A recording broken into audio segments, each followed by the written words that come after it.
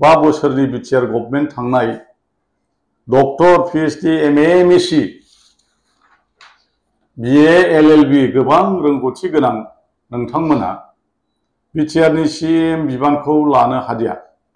Hello everyone, once again welcome back to the channel। दिनैनि गोदान video नोंथां बयखौबो गोसो गोथारै बरायगोन, लोगोसे आसा खालामो इसोरनि नोंथां बयबो मोजां दं। इन्ट्र भिडिअ जायखौ नुदों बियो सिनेन सार, बिथाङा मोनसे फरायनाय बादि बिराद मोजां पइन्ट बुंलांदों। फरायनाय नामैनो लेखा फरायनानै लिरनानै लानानै पइन्ट टु पइन्ट नोंथांमोना बेखौ जोबजासिम नायलांबानो जाबाय आरो जोबनायाव कमेन्ट हरबानो जाबाय। खुलुमनाय जासिबाय आरो दिनैनि बे फुं समाव नोंथाङा आंनिसिम फंनैसो सोंनो फैनाय एबा खौरां लाफैनायनि थाखाय आङो गोसो गोरबोनिफ्राय साबायखर बावग्रोबाय। प्रमद बर'नि सरखार खुंनायनि गासै जारिमिनखौ बुंनांगौब्लाथ' आङो रग' रग' रायजो राजानिसिम फोरमायनांगोन। बेखौ फोरमायनोब्ला आङो गिबियावनो बुंनांगोन थगायसुलाया सोरमार। अब्ला आं बुंनो सानबाय थोंजोङै, एसे सुंद'यै बुंनायाव माखासे थालांनो हागौ, बियो स्वाभाबिक। बेखायनो आं जा हायो रायजोफोरनो मोनसे रोखा रोखा रायथाइ महरै फोरमायनो सानबाय। बेयो जाहैबाय government of Assam, gov of India, BLT BTC accord 2003 10 February उनाव इन्टारिम बिटिसि गभ आरो 2005 मायथाइनिफ्राय बिपिएफआ जेब्ला 6 बोसोर सरखार सलायबाय थादोंमोन, बे समनिफ्रायनो एबसु दैदेनगिरिफ्रा बिटिसिजों जेबो जानाय नंला होननानै आरोबाव divide Assam 50-50, no Bodoland no rest, जानदेंगि राजलेंगि, our demand is legal demand slogan होनानै 11 घन्टानिफ्राय जागायनानै 1000 घन्टासिम सोमावसारनाय फोसावनानै हाइवे ब्लकेड, रेल रुखु, कर्ट कासारि dharna, peace rally, long march, march shouting, blood signature, Delhi सलु, Jantar Mantar dharna, memorandum to prime minister of India, memorandum to president of India, संकष्ट सदिया, फुड रेली, हांगार स्ट्राइक बायदि बायदि हाबाफारि लानानै बे समनि मानगोनां बिटिसिनि चिफ मुस्रि हाग्रामा महिलारिनि बिपिएफनि सरखार सालायनाय समाव असान्ति खालामदोंमोन, जायनि जाउनाव 2012-2015 माहारियारि हांगामायाबो एबसु आरो एनडिएफबि सोमावसारनाय समावनो जानाय जाथाय। लोगोसे मानसि लांखारनाय, राङारि दाबिनाय, मानसि बुथारनाय, गावथारनायफ्राबो बे एबसुनि दैदेननाय सोमावसारनायनि गेजेरावनो जानाय जाथायफोर।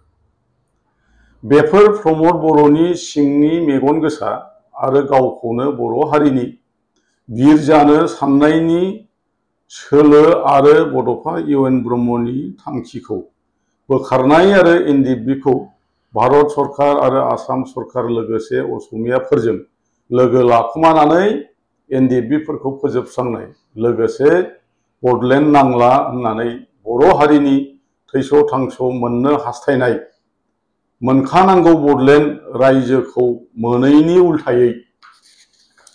उल्थायै सोमावसारनाय, बियो मोनसे प्रमद बर'नि थांखिमोन।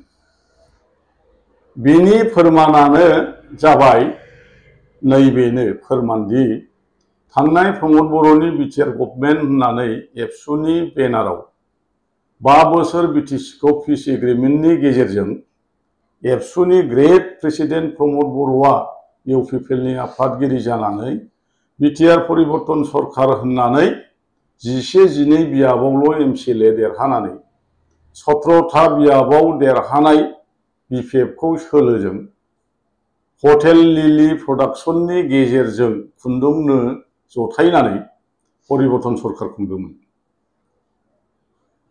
नाथाय गिदिर गिदिर परिबर्तननि मिशन, भिजन, डिजिटेल खुंथाय आरो रिजनानो बेसेबा गिदिरखा, मोनसे रायजोनिबो देरसिन रिजन मुङानो रायजो खुंनो मोनखाबाय होननानै थिफुनानै लाग्रा आरो हाग्रामा महिलारिखौ गाज्रि गाज्रि मुं सुनानै बांसावदोंमोन।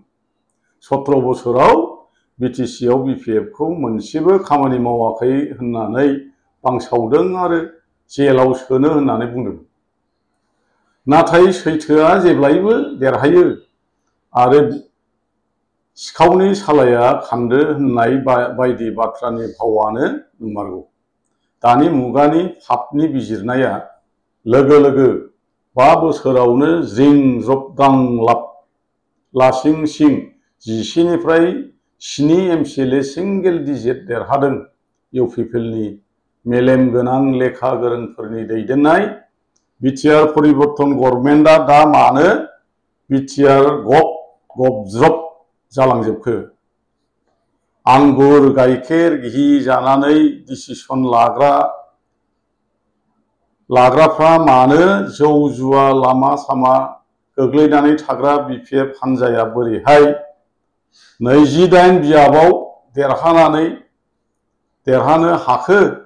बिनि फिननायानो जाबाय एबसुनि एनडिएफबि आरो इउपिपिअ जयै 2009 निफ्राय डिभाइड आसाम 50-50 सोमावसारनाय समनि जेसेबां गोरों गोरा डक्टर, पिएइचडि, एमए, एमएससि, बिए, एलएलबि आरो गोबां रोंगौथि गोनां लेखा गोरोंफोरनि रोंनाया थारैनो सासे हायार सेकेन्डारिल' पास जानायनि मेलेम आरो रोंगौथिनिख्रुइबो बै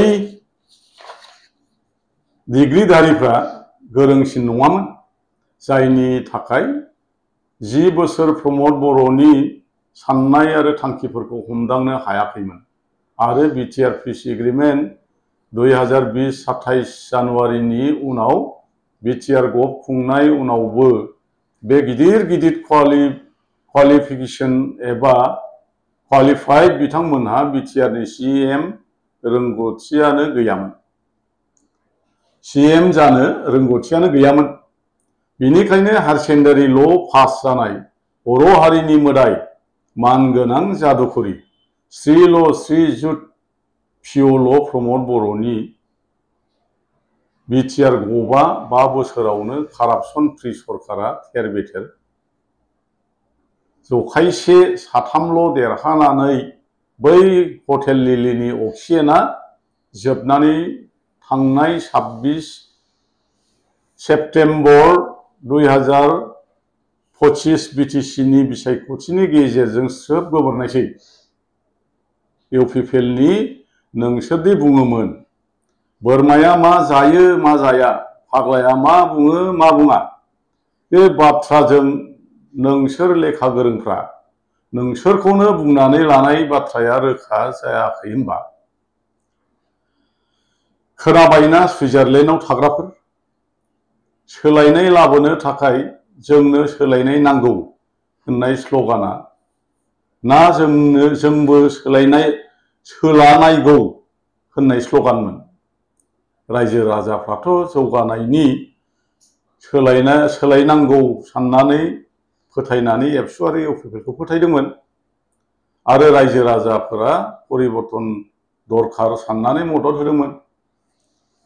आरोबाव बेखौबो फोरमायनांगोन थगायसुलाया सोर होननानै बुङोब्ला जोबथारनायाव दासिमाव बिटिआर पिस एग्रिमेन्टनि गिदिर पेकेज लुफुंनाया मोनबेसे जाफुंखो?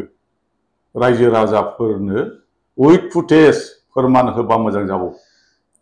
5 बोसोराव 1500 कौटि रांखौ बेसेबां लाबोनो हाखो? एनडिएफबि जेलाव थानाय बिथांमोनखौ साबेसे बख'नो हाखो? एनडिएफबि मुंख्लं नखरफोरनो अनसुंथाइखौ साबेसेनो होनो हाखो आरो एनडिएफबिफोरनि केसफोरखौ बेसेबां बोखारनो हाखो? एनडिएफबिनि गायसनगिरि रन्जन दैमारिखौ मानो बख'नो हादिया?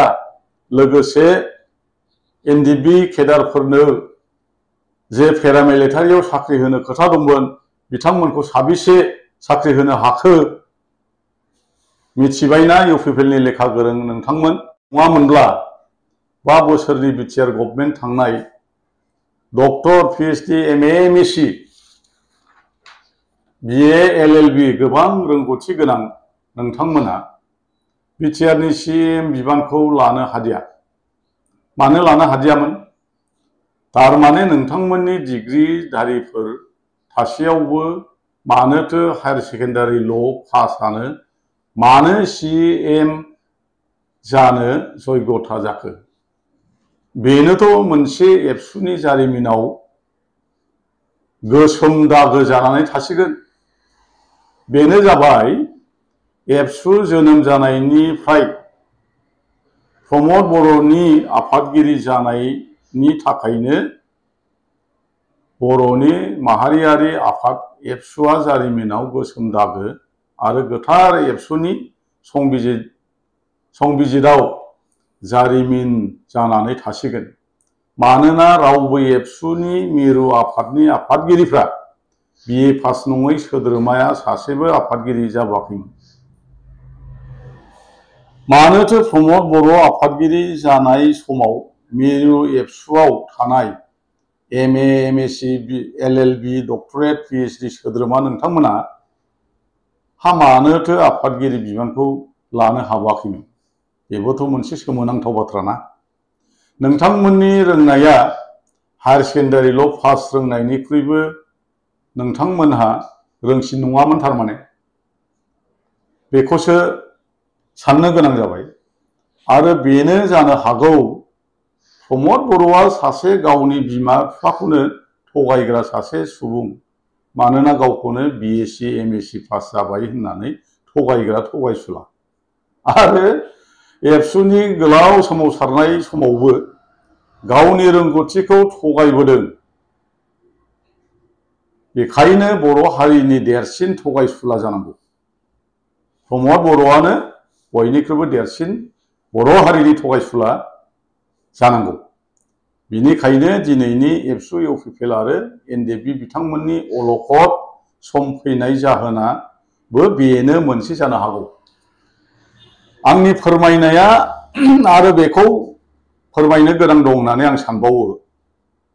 जोबथारनायाव डिजिटेल बड' निउज बादिब्ला आसामनि सासे गेदेमा भास्कर ज्योति महन्त एक्स DGP आसाम बिथाङा थांनाय प्रमद बर'नि दैदेननाय बिटिआर गभजों दिहुनजानाय a journey of Bodoland territorial region BTR gov दिहुननाय लाइसियाव 1980 निफ्राय जागायजेननाय UN ब्रह्मनि डिवाइड आसाम 50-50 नो बडलेण्ड नो rest live and let live होननाय बड'फानि मोन्थोरखौ प्रमद बर'नि समाव फोजोबनो हाफैबाय होननानै भास्कर ज्योति महन्त एक्स DGP आसाम बिथाङा गावनि लिरबिदांखौ a journey of Bodoland territorial region BTR gov दिहुननाय लाइसियाव रोखा रोखा नुनो मोनो। बे लिरबिदाङाव बुंनाय रावखौ एबसु आरो UPPL आ माब्रै नायनानै थानो हाखो? आरो मोनसे बाथ्राबाव, फाइनाल एन्ड कमप्रिहेन्सिभ सल्युसन होननाया बडलेण्ड नांला होननानै एबसुआ बिटिआर पिस एग्रिमेन्टनि गेजेरजों बडलेण्ड नांला होननानै सागान होबोनाय जादोंना जायाखै? आरो BTAD मुंखौ बिटिआर रिनेम होननाया मा ओंथि फोरमायदों? बेखौ रायजो राजाफोरनो फोरमायनो थाखाय UPPL नि दैदेनगिरि नोंथांमोन आरो पिस एग्रिमेन्टआव सागान होबोनाय दैदेनगिरि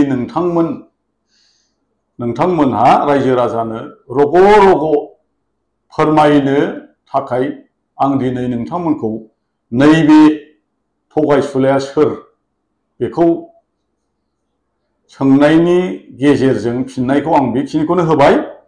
दिनैनि बे सोंनाय आरो फिननायखौ आङो बिसिङाव बुंनानै बयबो रायजो राजा बिटिआरनि साफ्रोमबो रायजो राजाफोरखौ नैबे आंनि फंनैसो बुंनायनि सायाव बिजिरनानै सैथोआ बबे आरो थगायसुलाया सोर बेखौ नोंथांमोना रायजो राजाफोरनो फोरमायनो आरो नोंथांमोना बिनि नंगौ ओंथिखौ रायजो राजानो फोथायहोनो थाखाय आंनि बुंलाय खावलायबाय आरो आंनि बुंनाया बेखिनियानो। गोजोन्थों।